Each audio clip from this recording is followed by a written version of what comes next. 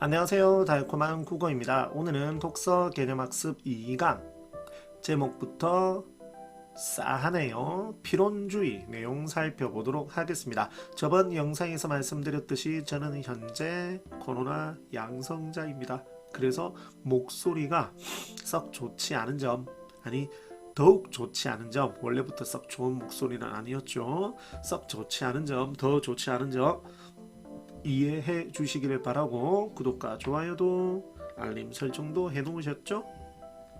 자, 보겠습니다. 섹스투스, 왜 이리 두껍나요? 엠피리쿠스의 필연주의 개요는 몰라도 될 것 같습니다. 너무 길어요. 고대 회의주의의 일파인 필연주의의 학설을 집대성한 책이다. 뭐가 책 이름만 체크할까요? 필연주의 개요라는 책이 자, 첫 번째 문장이었고, 이 책에서 여기 있는 필연주의 개요라는 책에서 그는 누구죠?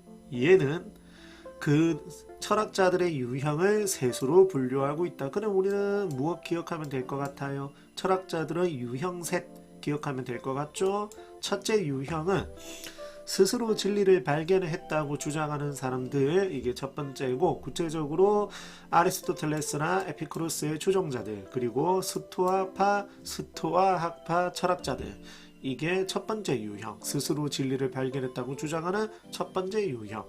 자, 세 가지 유형이 있다라고 했어. 둘째, 아카데미아 철학자들로 이들은 진리의 인식 불가능성을 주장. 자, 그러면 두 번째 유형은 진리가 애당초 인식이 불가능하다 라고 주장했던 분류. 아카데미아 철학자들이 여기에 해당이 됩니다. 자, 마지막 세 번째, 다섯 번째 문장이죠. 회의주의자들, 해당이 되겠죠. 필연주의자들로 이들은 아직 진리를 찾아내지 못했으나 아직 못 찾아냈습니다. 못 찾아냈으나 진리는 파악될 수 없다고 주장한 것이 어디였죠? 둘째 유형이었죠. 그러면 아까 진리를 찾아냈다라고 한 것이 첫 번째 유형이었죠. 그래서 진리를 파악할 수 없다고 주장하지 않으며 계속해서 진리를 찾는 사람들, 이것이 세 번째인 필연주의자들입니다. 당연히 세 번째 필연주의자들에 대해서 이야기를 계속 하겠죠.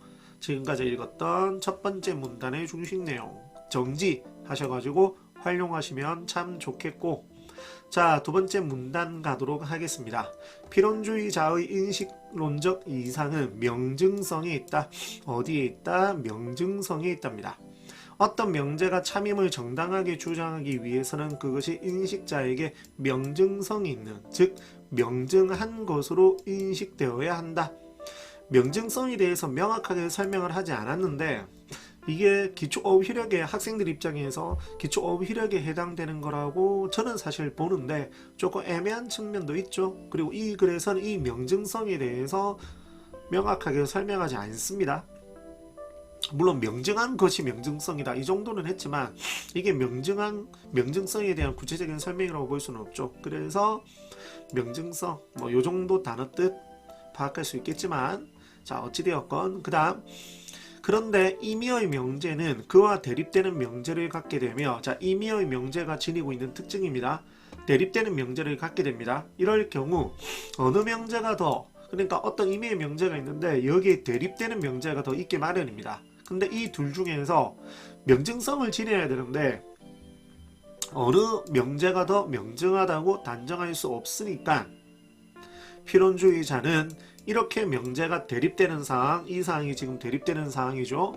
대립되는 상황에서 참과 거짓에 대한 판단을 요것도 단어 미루어야 된다, 고보았다, 이런 유보를 해야 되는 상황에서 내리는 판단은 명증성을 확보할 수 없기 때문이다. 제가 방금 말을 조금 잘못했죠.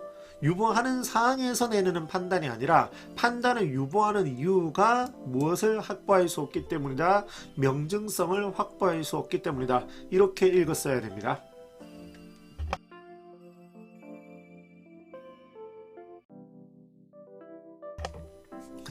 그리고 이렇게 명증성이 없는 판단을 유보하고 나면 저는 처음 이 글을 읽을 때 조금 놀랐는데, 뭐가 마음의 평안을 얻게 된답니다. 좀 재미나죠? 마음의 평안. 자, 어찌되었건 이 문단 내용이었고, 정지하셔서 보시고, 그 다음 필연주의자가 아무런 판단을 내리지 않는다라고 해서 그 어떤 것에도 동의하지 않는다는 것은 아니다. 필연주의자는 판단을 내려서 믿음이 있는 상태와 판단을 유보하여 믿음이 없는 상태로 구분한다. 둘로 나누었다라는 거죠. 믿음이 있는 상태와 없는 상태. 그리고 판단을 유보하여 이 믿음이 없는 상태에서도 단순한 동의가 가능하다. 무슨 말이냐? 뜨거움이나 차가움을 느낄 때 뜨거움이나 차가움이 어떤 대상에 부여된 객관적 속성인지에 대해서는 판단을 유보하지만, 뜨거움이나 차가움의 느낌은 그것을 느끼는 주체에게 심적으로 강제되는 어떤 것이다? 명정한 것이다. 따라서 결과 뜨거움이나 차가움의 느낌은 정당하게 동의할 수 있는 것이며, 필연주의자가 유일하게 인정하는 것은 이와 같은 현상들 뿐이다. 이렇게 정리할 수 있고, 자, 3문단 내용이었죠. 자, 그 다음 필연주의자가 거부하는 것은, 그럼 앞에서 말하는 것이 이제 인정하는 것이었죠. 거부하는 것은 현상이 실제를 있는 그대로 표상한다는 주장이다. 정말 말이 어렵죠. 자, 일단 다시 한번 보면 거부하는 겁니다. 무엇을? 현상이 실제를 있는 그대로 표상한다는 주장을 뭐한다? 거부한다. 그러면 당연히 우리가 알아야 될 것은 현상이 실제를 있는 그대로 표상한다는 말, 이 말이 무슨 말이라는 거죠. 그래서 부연 설명 한번 봐야 되겠죠. 현상 자체가 아닌 현상을 일으키는 대상의 객관성을 문제 삼는 것이다. 부연 설명을 봐도 무슨 말인지를 모르겠습니다. 한번 더 볼까요? 뒷부분. 꿀이라고 불리는 어떤 것이 달콤하게 느껴질 때 필연주의자는 그 꿀의 달콤함에는 동의한다. 현상 자체는 동의를 하는 겁니다. 달콤하다라는 것 자체는 동의를 하는데, 꿀은 정말로 달콤한 것인가라는 물음에는 답을 하지 않는다라는 겁니다. 즉 현상과 실체가 그대로 일치하는지에 대한 답을 하지 않는다라는 거죠. 이 질문에 답을 하기 위해서는 현상과 실제의 관계를 설명하는 모종의 이론이 필요하며, 이런 모종의 이론은 현상에 대해 진술된 것이 어떤 대상에 부여된 객관적 속성임을 입증할 수 있어야 하는데, 무엇을 해야 되는데? 입증을 하여야 되는데, 그것은 그 입증은 근본적으로 불가능하다. 그래서 무엇하지 못한다? 답을 하지 못한다. 자, 여기가 몇 문단? 4문단. 자, 5문단 가볼까요?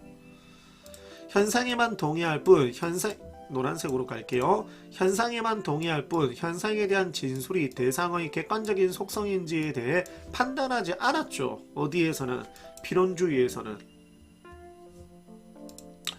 어떤 이론적 체계를 가질 수 없다. 핵심, 무엇을 가질 수 없다? 이론적 체계를 가질 수 없다. 이러한 체계를 거부하는 대신, 이론적 체계를 가질 수 없는 것, 그것을 거부하는 대신 필연주의자는 삶의 방식으로서의 일정한 지침을 인정한다. 그러면 이론적 체계를 가질 수 없지만 삶의 방식으로서의 일정한 지침을 인정한다. 그들은, 필연주의자들은 믿음을 갖지는 않지만 인간이 전적으로 비활동적일 수 없기 때문에 일상적인 삶의 지침에 맞추어 살아간다고 하였다. 그러면 뭐가 나와야 되겠죠? 일상적인 삶의 지침이 나와야 되겠죠. 이러한 일상적인 삶의 지침에는 무엇이 있다? 자연의 지도, 감성의 충동, 법과 관습의 전수, 기회와 기술의 가르침이 있다. 그럼 이 녀석들에 대해서 부연 설명할 가능성이 크죠. 인간은 자연의 지도를 통해, 맞죠? 자연스럽고 감각하고 생각할 수 있다. 그 다음 감성의 충동이었습니다. 감성의 충동을 통해 배고픔은 인간이 음식을 먹게 하고 갈증은 인간이 물을 마시게 만든다. 그 다음 법과 관습의 전수였죠. 법과 관습의 전수를 통해 삶을 영위하는 과정에서 경건은 성이고 선이고 불경은 악임을 받아들이며 마지막 기회와 기술의 가르침을 통해 활동적인 삶을 영위하게 된다. 이렇게 5문단을 정리할 수 있겠습니다. 그리고 글이 끝이 나버리네요. 자, 조금 완벽하게 이해를 하기는 사실은 조금 어려운 글이었지만 완벽하게 이해를 한다면 지금 우리가 뭐 생활과 윤리 수업하고 있나요?